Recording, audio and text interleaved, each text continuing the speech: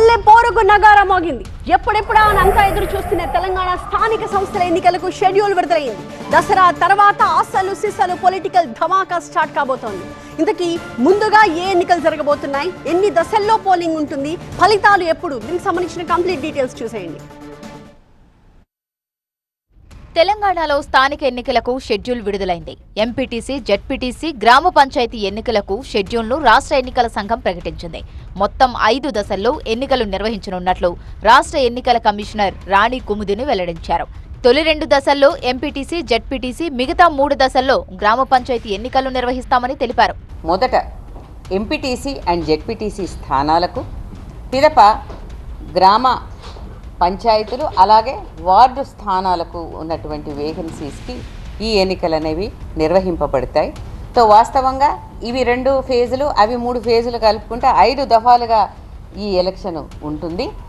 ఒక్కొక్క ఫేజు 15 రోజుల్లో ముగుస్తుంది. ఎంపీటీసీ, జెడ్పీటీసీలకు అక్టోబర్ 23న తొలి విడత, 27న రెండో విడత ఎన్నికల పోలింగ్ ఉంటుంది.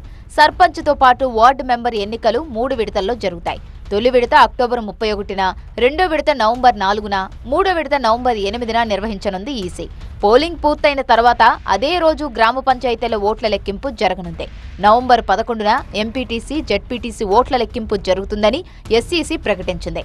రాష్ట్ర వ్యాప్తంగా 31 జిల్లాల్లోని 565 మండలాలకు సంబంధించిన 5,749 ఎంపీటీసీ, 565 జెడ్పీటీసీ స్థానాలకు ఎన్నికలు జరుగుతాయి. 12,733 గ్రామ పంచాయతీలు, 112,288 వార్డుల్లో ఎన్నికలు నిర్వహించనున్నట్లు రాణి కుముదిని వివరించారు.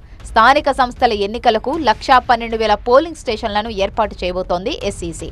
ఈ ఎన్నికలకు సంబంధించి మొత్తం ఓటర్ల సంఖ్య 1,67,00,000 కాగా అందులో పురుషులు 81,65,000, మహిళలు 85,36,770 ఉన్నట్టు ఎన్నికల సంఘం వెల్లడించింది.